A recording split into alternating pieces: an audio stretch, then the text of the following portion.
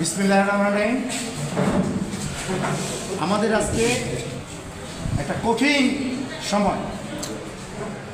একদিকে সারা বাংলাদেশের, যেটা আমাদের প্রেসিডেন্ট বলেছেন, অভিভাবক, দক্ষিণ পূর্ব এশিয়ার গণতান্ত্রিক দল হিসেবে বৃহত্তম এবং বাংলাদেশের একমাত্র স্বাধীনতা সার্বভৌমত্ব গণতন্ত্র এই রক্ষার সৃষ্ট জিয়াউর রহমানের সৃষ্ট বিএনপি, জিয়াউর রহমানের ঘোষিত মুক্তিযুদ্ধের, জিয়াউর রহমান বাকশাল থেকে গণতন্ত্র ফিরিয়ে দেওয়ার বাংলাদেশ এবং আজকে 24 এই বাংলাদেশের একমাত্র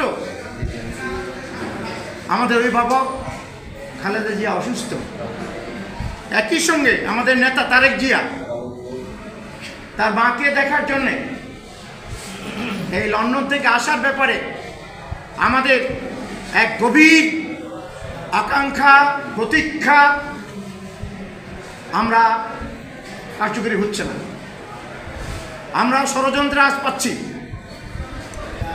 আজকে আমাদের একদিকে যেমন আল্লাহর কাছে দোয়া করব, এখনই আমাদের ইমাম সাহেব দোয়া করবেন যে আল্লাহ যেন আমাদের মানুষের হেফাজতের জন্যে, হকুল এবাদ কার্যকরের জন্য, বাংলাদেশের স্বাধীনতা রক্ষার জন্যে এবং 15 ফেব্রুয়ারি নির্বাচনটা হলেই বিএনপি ক্ষমতায় আসবে, এই অবস্থাটাকে ধরে রাখার জন্য যাতে আমাদের নেত্রী খালেদা জিয়াকে আল্লাহ তাআলা মুক্ত করেন এবং আমাদের নেতা তারেক জিয়াকে, কান্ডারি তারেক জিয়াকে যেন বাংলাদেশে আসার যত রকমের ষড়যন্ত্র, এই ষড়যন্ত্র থেকে আল্লাহ তাআলা আমাদেরকে মুক্ত করেন।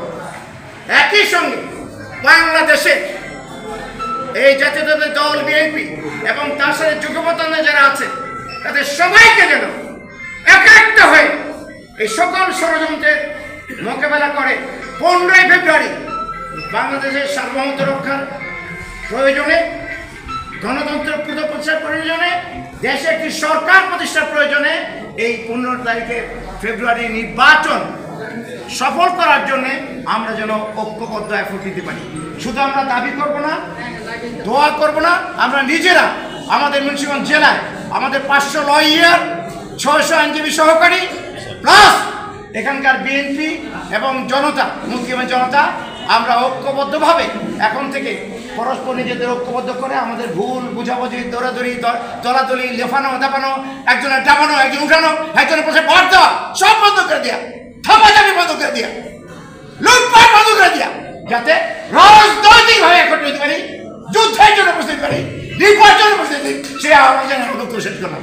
খোদা হাফেজ।